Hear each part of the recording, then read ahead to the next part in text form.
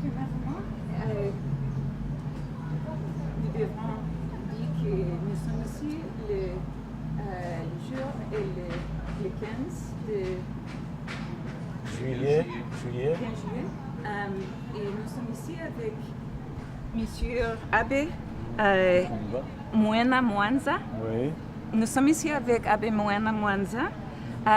Premièrement, une question de votre vie, la naissance, l'enfance, toutes ces choses. Oui, merci beaucoup. C'est Tumba Moena Mwanza, c'est mon nom. Né de mon père, c'est Kapinga Tumba, mon grand-père. Ma mère, c'est Bakakama Kapinga.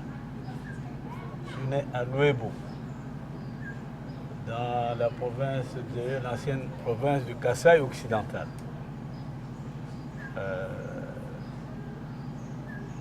En 1948, j'ai étudié en Ndokopunda, une école catholique. J'ai fait pratiquement 2 ans de première année et 6 ans d'école primaire et la 7e, il y avait une 7e année. Et puis je suis allé à Luebo vers 60-61. Là j'ai commencé l'école secondaire. J'ai pu aller à Kabwe au petit séminaire, c'est près de Kananga, 70 km. J'ai fait la section littéraire séminaire. Et vers la fin, j'ai eu le goût de connaître et d'aimer l'Afrique à partir de la littérature. La littérature africaine, les Oyono et beaucoup d'autres, et j'ai pu lire. Et j'ai terminé en 68 à l'école secondaire. J'ai fait le grand séminaire. Et vers la fin de l'école secondaire, il y avait un des prêtres de Luebo, l'abbé Bimweni, qui nous a aussi donné le goût de nous connaître nous-mêmes, d'aimer l'Afrique. Lui a commencé à parler du culte des ancêtres. Il était au grand séminaire, pas loin du petit séminaire. C'est ainsi que, à travers ces conférences, nous avons eu ce goût-là de connaître et d'aimer l'Afrique. Je suis allé au grand séminaire, j'étais partagé, il fallait aller à l'université ou il fallait aller au séminaire. J'ai beaucoup hésité, mais je suis allé quand même au grand séminaire. Et là, j'ai trouvé des professeurs en philosophie qui m'ont parlé. Il y avait tout un cours là sur l'africanisme. C'est le père Kassanda qui est devenu évêque de Luisa. C'est ça que j'ai eu le goût de l'Afrique. Et après, je suis allé à Mbujimaï, au grand séminaire. J'ai terminé la philosophie là-bas. Je suis allé à Kananga après. J'ai fait 3 ans de théologie. Et en 1974, je me suis rendu à Kinshasa pour faire la dernière année de théologie qui était le baccalauréat en théologie à l'université, en ce moment-là on appelait l'université nationale du Zaïre. Hein? C'était au campus. Nous étions là, internés là-bas, au Homme Vatican. Au Homme Vatican 1974, 74, 75. J'ai terminé là-bas. Je suis rentré au Kasaï. J'étais ordonné prêtre en 1975. J'étais nommé à Chikapa comme vicaire.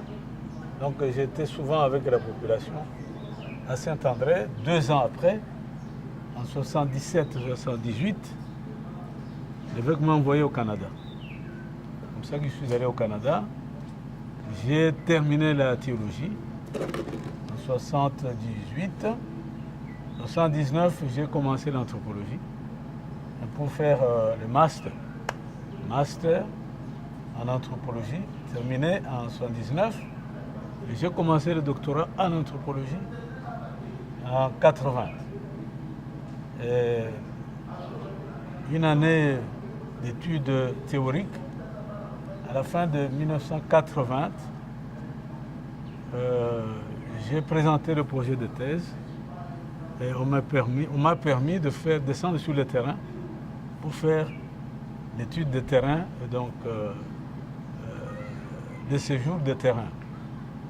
81, 82 à la fin, je suis rentré à l'université et durant 3-4 ans, j'ai rédigé ma thèse doctorale que j'ai défendue en 1985. Sur quoi? Sur ce que vous aimez, hein, sur les chants. Les chants, chants et métaphores populaires du Kasaï pour une relecture du vécu social. Moi, je crois que la population a une vision de la vie. Comment elle a conçu l'histoire, son histoire. C'est ce que vous demandiez là. Comment est-ce que la population conçoit sa propre histoire, hein, depuis les temps immémoriaux jusqu'au temps colonial et après les indépendances. C'est cette étude-là, sociologique, que j'ai dû faire à travers les chants. C'est pour ça que je me suis promené dans les villages pour récolter les chants. Dans beaucoup de villages, du côté de Katende, je suis allé en Bujimaï, du côté de Ngandajika, pour faire la collecte des chants. Donc c'est comme ça que je me suis mis à réfléchir sur ce matériel-là et j'ai terminé l'étude, l'analyse des chants et des métaphores en 1985. Directement, je suis rentré. Je suis rentré à Tshikapa, je ne suis pas resté à l'université de Kinshasa, je ne suis pas allé à Lubumbashi. Je suis rentré dans les villages. Et là a commencé cette expérience auprès des villageois. Mais en même temps, comme il y avait un institut supérieur sur place, pédagogique, j'ai été aussi enseignant dans l'Institut supérieur pédagogique de Tshikapa. Il y a eu même 2 ans où on m'a demandé de faire le directeur général et je l'ai fait, mais j'ai démissionné parce que c'était trop lourd. Et à Tshikapa, nous avons commencé parce que pour moi, le problème de l'Afrique, c'est un problème d'homme.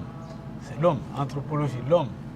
Si l'Afrique est ce qu'elle est aujourd'hui, c'est à cause des hommes qui sont là, tels qu'ils ont été fabriqués depuis le temps colonial, sans avoir confiance en eux-mêmes, en comptant trop toujours sur l'extérieur. Hein, donc je pense que la vraie pauvreté de l'Afrique, c'est la pauvreté anthropologique.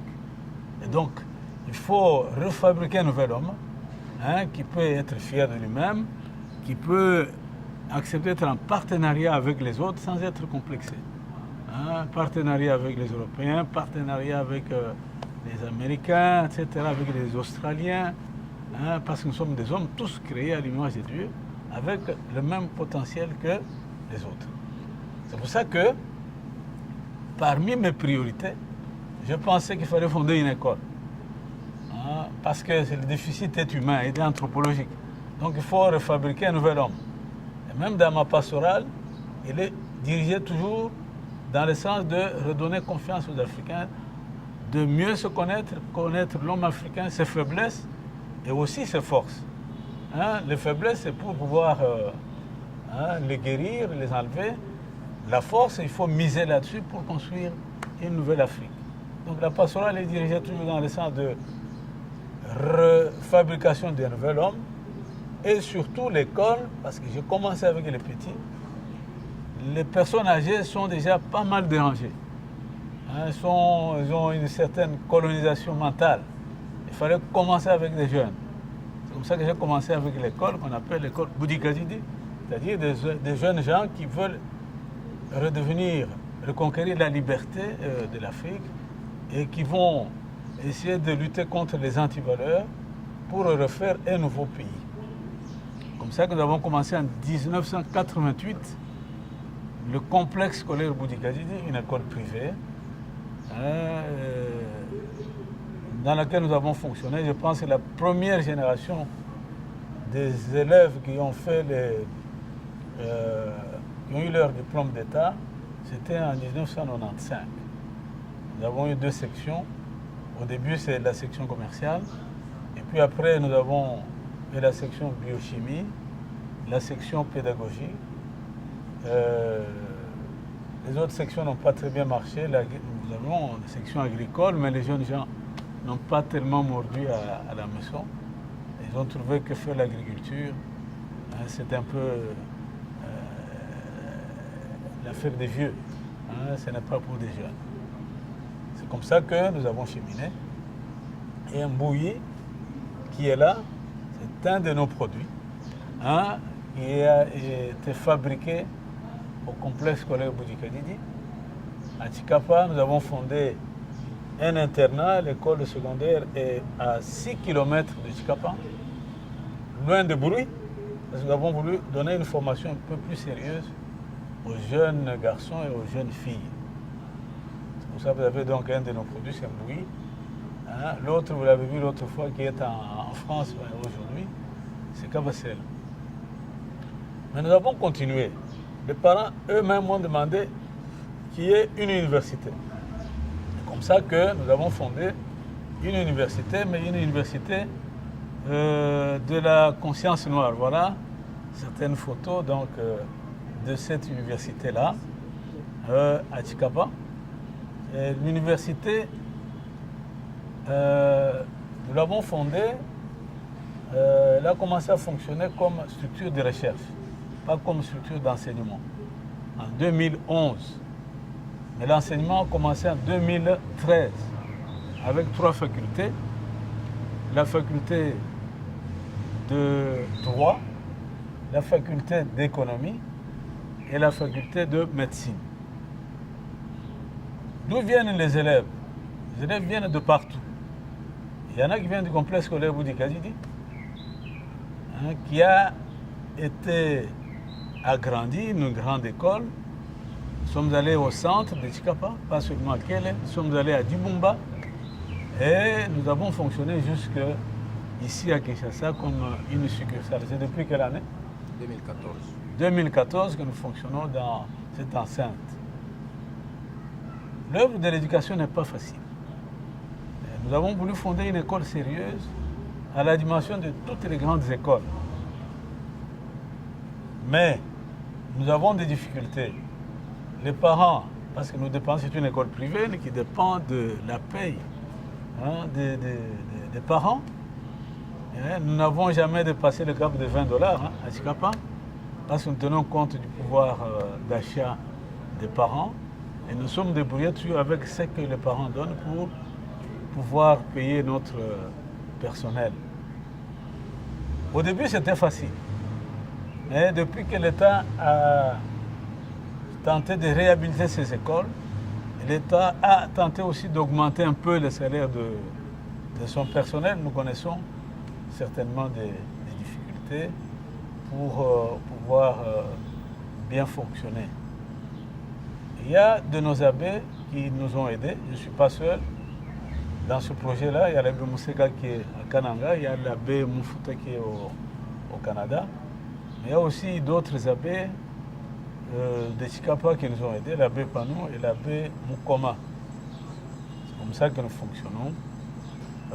L'abbé Panou nous aide un peu plus davantage cette année parce qu'ils sont en Allemagne. De temps en temps, ils parviennent à nous aider. La grande difficulté, parce que nous croyons qu'une école à Kinshasa peut aider à souffler un peu à l'intérieur. La grande difficulté, c'est que nous sommes ici à Lemba. C'est depuis 3 ans. Depuis 3 ans, oui. On est toujours en déficit. Les parents payent difficilement, très mal. Et nous sommes en location, ce n'est pas notre parcelle. Si on pouvait vraiment nous aider davantage, c'est avoir nos propres installations, une parcelle pour pouvoir fonctionner nous-mêmes. Ceci pourrait nous aider pas mal. Ceci pourrait aussi aider à faire fonctionner l'université. L'université a aussi des problèmes. Les problèmes que nous avons parce que nous voulons une université sérieuse à l'intérieur. L'intérieur est souvent abandonné à lui-même. Une université, il faut faire venir des professeurs, des docteurs, pour pouvoir donner cours, et beaucoup viennent de Kinshasa. Ils peuvent venir de Lubumbashi. Il faut les payer au taux horaire de... Un professeur, je pense qu'il a besoin de 8 dollars ou 9. Un CT 5, un assistant 4. Nous nous débrouillons jusque-là, nous-mêmes. Nous avons un petit cheptel, donc un bétail bovin que nous avons. Depuis 3 ans, nous sommes en train de nous débrouiller. Mais cette université-là, parce que nous sommes convaincus que le problème de l'Afrique, c'est un problème d'hommes, des hommes consciencieux, des hommes bien formés, qui ne sont pas comme des perroquets qui répètent, parce que nous sommes dans des conditions où nous devons créer une nouvelle société. Nous devons voir ce qu'il y a de valable chez nos ancêtres, mais voir aussi ce qui est de valable chez les autres, les partenaires. Et pour ça, il faut une formation sérieuse. Et je pense que ceux qui veulent aider l'Afrique à aller un peu de l'avant ne peuvent que soutenir de telles œuvres, l'université et la petite école. Voilà en bref ce que je pourrais brosser comme tableau de ma vie, jusque, je pense, qu'à la vie actuelle que nous sommes en train de mener à Tchikapa. Mais comme anthropologiste, Oui. comme anthropologiste, pour vous, quelle est le plus important histoire de partager avec les étudiants? Les plus importantes histoires, les plus importants cantiques, chansons, danse. Quel est le plus important? Mais... Et s'il vous plaît, si vous tell the story. Raconter. Oui, les histoires. Oui. Les histoires qui sont les plus importantes pour les Africains. Des sons. Du terroir. Oui. Bon, les histoires, tout est important. Les contes, les histoires, les chansons. Parce qu'on peut connaître l'histoire d'un peuple à travers plusieurs portes de la tradition orale. On peut causer avec les vieux, leur poser des questions, ils vont répondre. Mais on peut aussi connaître l'histoire, la vision même indigène de l'histoire à partir des chants. C'est ce que j'ai fait. Collecter les chants, connecter les proverbes, les noms de force, tout ça. Quelqu'un qui va commencer comme lui, il connaît son clan et on va commencer à donner des noms de force. Là-dedans, il y a les sites qu'ont parcouru les clans.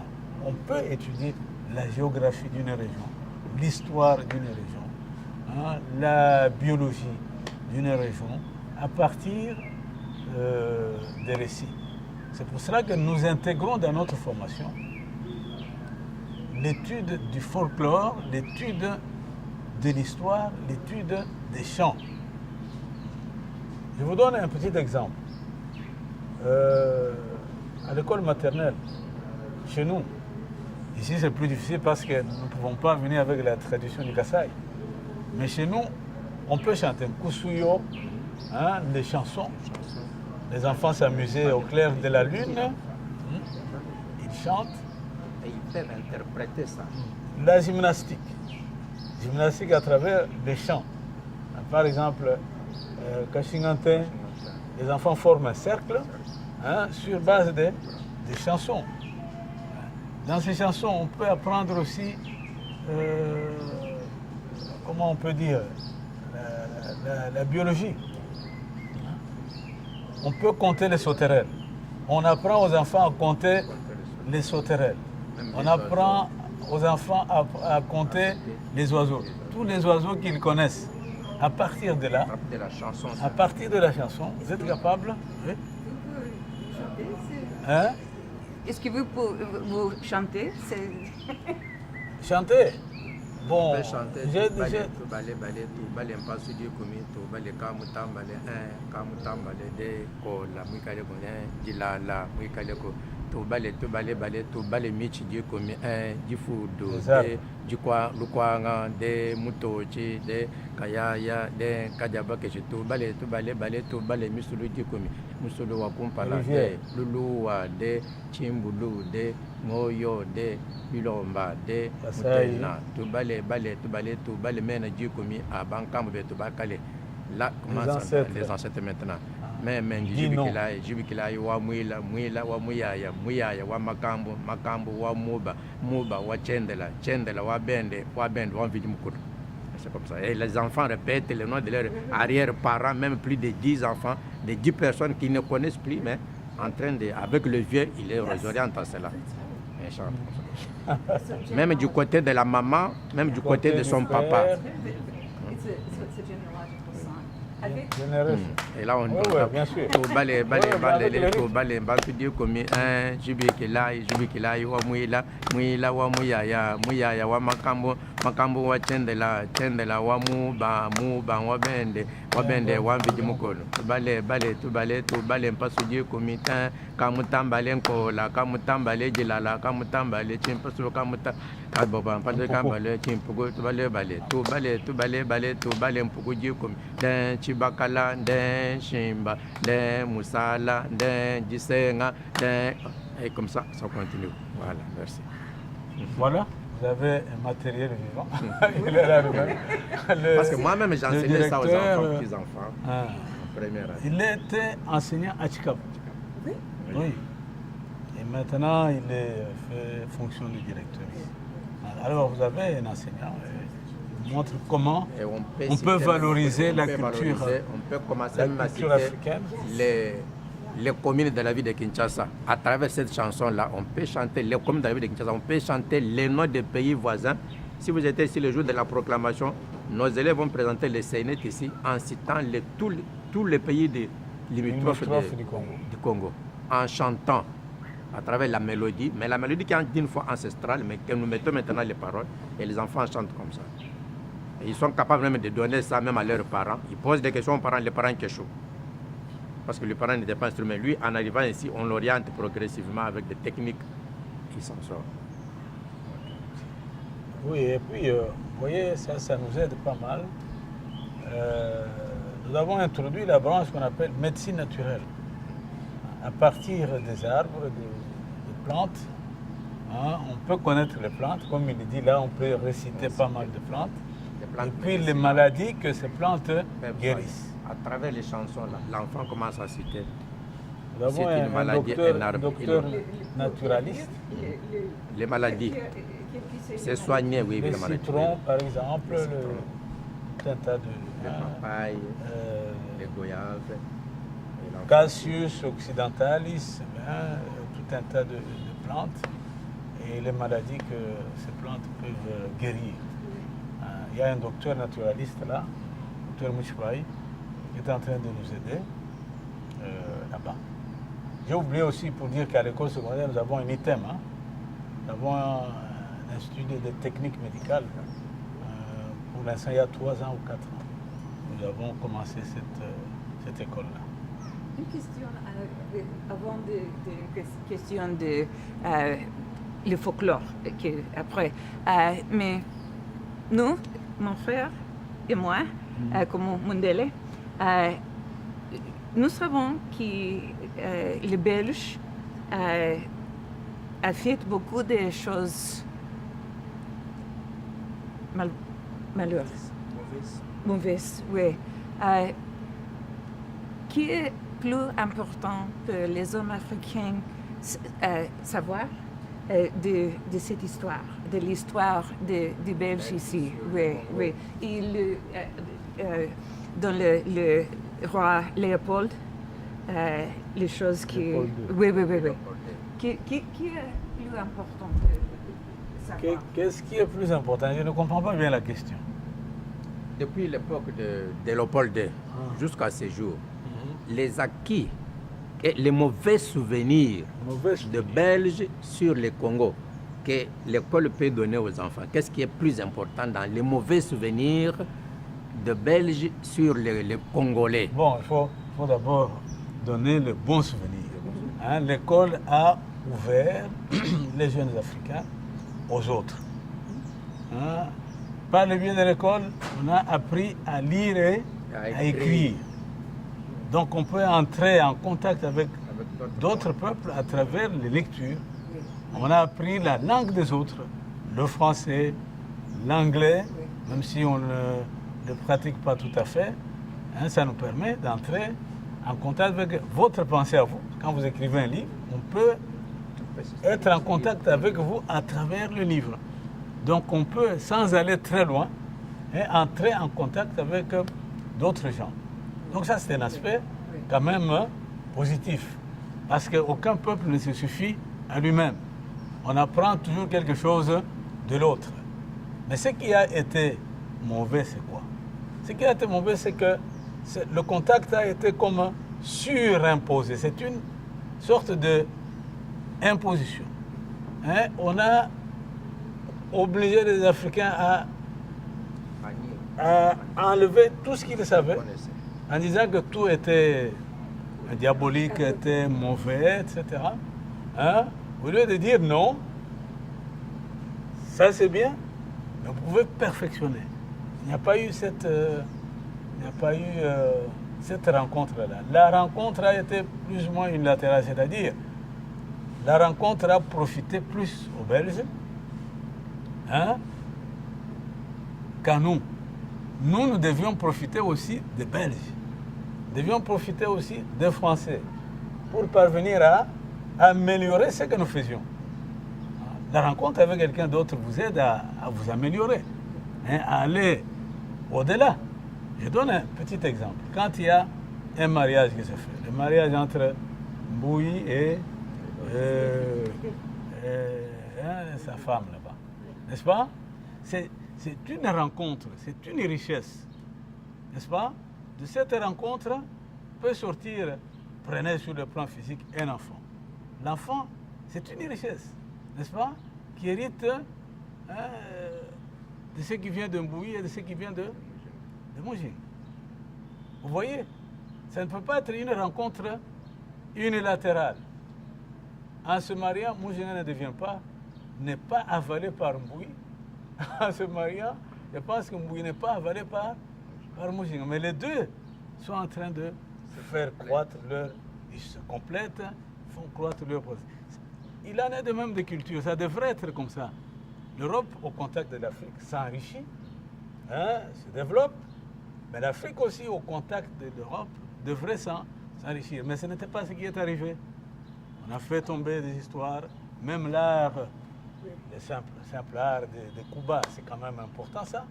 L'artisanat, comment faire un habit, tout ça c'est très important. Les théories chimiques, la chimie et la biologie devaient aider les Africains à mieux fabriquer leurs habits, à mieux fabriquer le savon. On faisait le savon, il y avait le sel.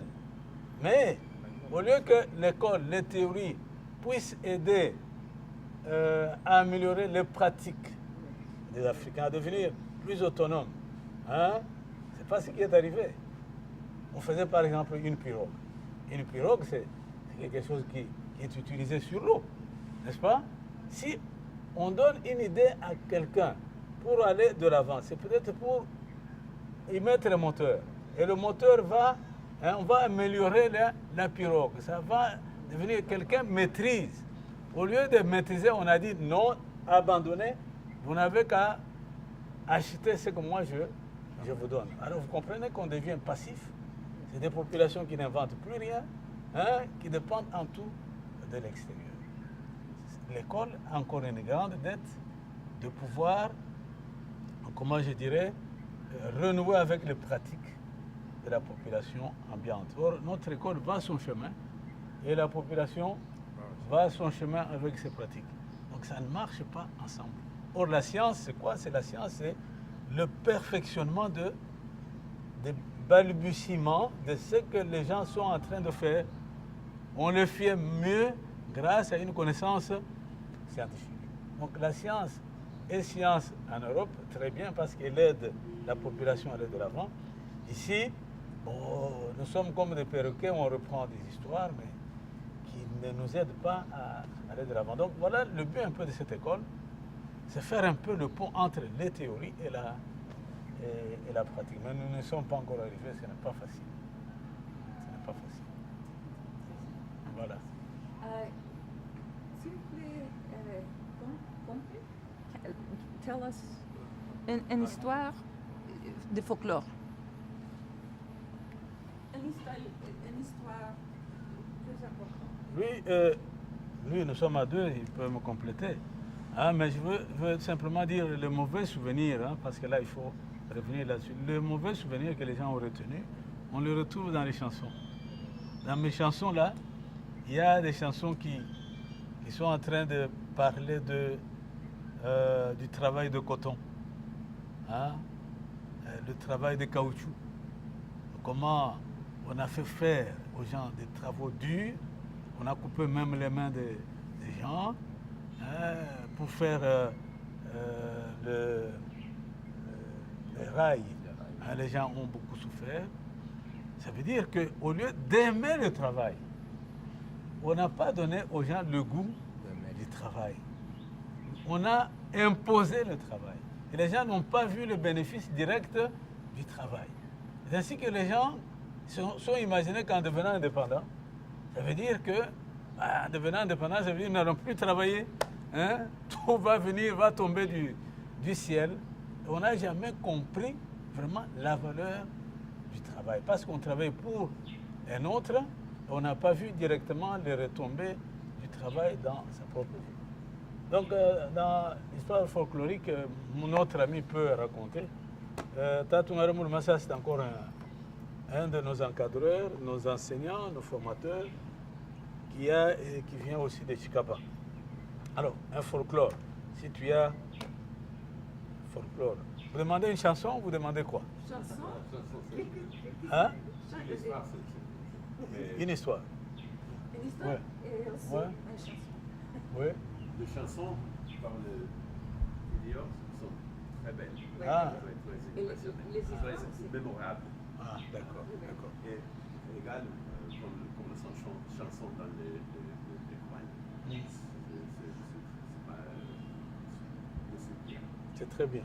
Donc toi, tu vas trouver une chanson folklorique. Si tu trouves un chant que nous connaissons, nous pouvons reprendre ensemble. Ah, Achille, tu as mis gagné, ce sont quand même ces chansons-là. C'est une chanson des générations. Très, très, très. Ah, Tabala ibana betu. So, Phil, I just, Tabala I ibana just betu. asked Emmy, because he was at the school, because they also dance to the song, so that if they, if you gives a song that they dance to, and you can communicate that to him, have Emmy Kamulang. do it with their name. Kamulangwe, kamulangwe, Kamulangwe, kamulangwe, kamulangu, kamulangu matumbadi kumye, kamulangu, kamulangu matumbadi kumye, kamulangu, makwabu kunyima makwabu kumpale, kamulangu, matumba, Iyo iwe, bakwa bisamba lwa ibonso nulwe kumwana muje kakamu wabana pose, bena chonda, bena chanda we, bena kongu we, bena kongo, bena kongu we, bena kongu we, bena kongo, bena kongu jitunga bunene, bena kongo, bena kongu jitunga bunene, bena kongu bakwetwe, Iyo iwe, ukwa bisamba lwa ibonso nulwe kumwana muje kakamu wabana pose, bena kongu atumbe, iyo iwe, bukwa bisamba lwa ibonso nulwe kumwana muje mulwema wabanyampose abena kongo. Et là, on démontrait comment on doit inviter d'autres tribus, d'autres pays, de venir voir ce qui se fait au Congo. Et quand ils viennent comme ça, ils doivent aussi apporter leur contribution. Et aussi, les Africains aussi doivent se partager leur butin. Par exemple, nous sommes en groupe, il y a quelque chose qui arrive ici. Je ne dois pas m'emparer de ça moi-même. Et ceux qui viennent d'ailleurs doivent aussi voir qu'est-ce qu'ils font quand ils ont un objet. Ils partent peut-être au champ, on attrape un grand gibier. On n'amène pas seulement au chef, on dit le chef est là-bas, ça paraît ici, celui qui avait attrapé ce qui était là. Même celui qui n'était pas parti au champ, on doit couper un petit morceau qui n'était pas parti même à la chasse, on l'aide. Même les veuves, même les orphelins, on partage en commun. On se met autour d'une table quand il y a des, peut-être qu'il y a quelqu'un qui est mort ici, on va l'enterrer. Maintenant, il y a des orphelins, des autres foyers, des autres tribus qui sont arrivés ici. On amène les fous sur la table. On donne d'abord aux orphelins là pour qu'ils se partagent. C'était ça l'unité que l'on enseignait à nos peuples. Mais à travers cette chanson-là, on invite les autres à venir aussi. Ils se rejoignent à nous, ils voient comment nous partageons. Dans le malheur, comme quand nous avons la joie, quand nous avons des fêtes, qu'est-ce que nous faisons? Quand nous avons des deuils, qu'est-ce que nous faisons? Quand on a mis au monde les gens, on a mis au monde peut-être les jumeaux ou bien les enfants qui sont nés autrement, qu'est-ce que nous faisons chez nous pour éduquer des enfants pareils? Les choses que j'aime au Congo, l'amitié, l'esprit des communautés. Nous avons les États-Unis un problème, un grand problème. Beaucoup de les jeunes ont son ordinateur ou son téléphone. Chacun isolé avec son ordinateur et pas de communauté, pas d'esprit de communauté, l'esprit de l'union. Oui, oui. Et ça disparaît hein, avec la télévision. Le soir, la famille ne se retrouve plus pour raconter les histoires, hein, faire connaître l'histoire aux autres. Alors on est branché sur la télévision uniquement. Bon, une autre chanson. Les naissances spéciales en Afrique sont célébrées. Hein, les jumeaux, par exemple. Il y a tout un tas de chansons sur les jumeaux. Si dans une famille, on met au monde 3 garçons, le 4e enfant, si c'est une fille, on l'appelle Nalula. Hein? Le nom de celle-ci, je ne sais pas si c'est un nom de naissance spécial. Moujin. Normalement, c'est un enfant qui naît avec...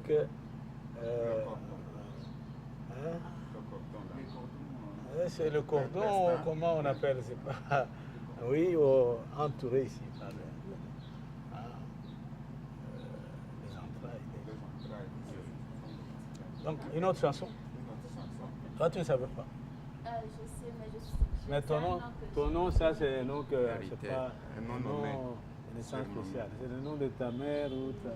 De mon arrière-grand-mère, de ma mère et ainsi de moi. Ah, voilà. Donc, c'est pas un nom qui montre comment tu es né. D'accord. Alors, est-ce qu'il y a une chanson? Oui, on peut aussi entonner notre chanson. Tuyeto, tuyimane, tukume lowa kujime kule. Twele mtoto aguludi witabe, diboku mwaji kama mwajemu, chibuka chonde, chintunkombe chabankete, ulela mwana mubimbu pele. Chintunkombe chabankete, ulela mwana mubimbu pele. Lufuba kwetu bwagulwa bubeji, mujitunga yetu amukwa mufike. Lukuka lwetu lwagulwa bubeji, mumatunga yetu amukwa mufike. Chintunkombe chabankete, ulela mwana mubimbu pele. Chintunkombe chabankete, ulela mwana mubimbu pele. Lukuka lwetu lwagulwa bubeji, mumatunga yetu amukwa mufike. Lukuka lwetu lwagulwa bubeji, mumatunga yetu amukwa mufike. Voilà. Voilà. Là, c'est une mélodie traditionnelle avec certains proverbes dedans. Il y a 2 types d'herbes là qui sont dans la chanson. Je pense que vous avez, dans la bande que vous avez eue, il y a une des chansons que nous avons chantées qui reprend celle-là. Normalement. Les jumeaux.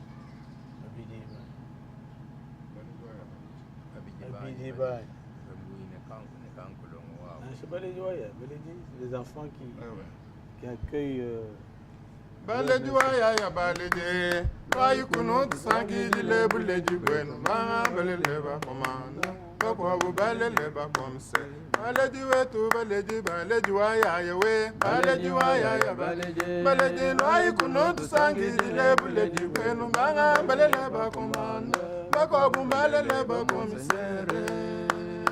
baleji waya baleji loi kunut sangi dile buleji bueno ma balele ba komanda bakwa bu balele ba komse ya yibon su baleji wanye baleji waya baleji loi kunut sangi dile buleji bueno ma balele ba komanda bakwa bu balele ba komse ya yiwetu baleji waya we baleji waya baleji loi kunut sangi dile buleji bueno ma balele ba komanda bakwa bu balele ba komse. Les parents qui accueillent leur progéniture, les enfants. Et parmi les enfants, il y en a qui vont devenir des grandes personnalités. Voilà pourquoi il faut bien garder les enfants, bien les éduquer. C'est un don de Dieu que vous devez accueillir et que vous devez pouvoir promouvoir. Voilà ce que dit en bref cette chanson-là. Voilà. Et l'espérance pour les enfants, c'est dans l'éducation. Dans l'éducation. Aussi dans la religion. Quelle autre chose? Quels sont les problèmes ici au Congo avec les jeunes? Quelles sont les luttes qui ont besoin? Vous venez de le dire, madame. Les jeunes au Congo, et plus particulièrement notre pays, les religions qui sont venues d'ailleurs ont fait savoir que ce que les Africains, ce que les Congolais faisaient n'avait pas de valeur et c'était pour le diable. Il faut tout abandonner. Et on a inculqué la séparation des familles. Il y a même des pasteurs qui se donnent le luxe de dire à un croyant qu'entre toi et ta famille, c'est moi le pasteur qui est plein de droits, qui est important, qui te relie à Dieu et non ton père ou tes progénitures, même ton sang. On met même des barrières parmi les gens de même famille. On dit que ta maman, c'est elle qui est sorcière, c'est ton oncle, c'est elle. Et on a mis la séparation, la croyance importée de l'étranger n'a pas aidé la foi africaine de pouvoir bien héberger. Et pas seulement les religions, même les écoles. Même la politique. On a séparé les jeunes du passé, de leurs ancêtres. Donc, normalement, chez nous, on avait tout l'espoir dans les enfants. Pourquoi? Parce que l'enfant, c'est l'héritier. Il hérite ce qui est passé, hein? Il hérite ce qui vient des autres et prépare l'avenir. Or, nous avons, de par l'éducation scolaire, l'éducation religieuse, nous avons des jeunes coupés complètement de leur propre passé, de leur propre société, et qui sont plus ou moins l'air. Et qui n'aiment même plus vivre ici au Congo. Beaucoup n'aiment plus vivre. Ils voient que non, il faut aller ailleurs. Pour eux, vivre à Kinshasa, vivre à Chikapa, vivre dans nos milliers. Non, même le travail manuel, ils ne veulent même pas ça.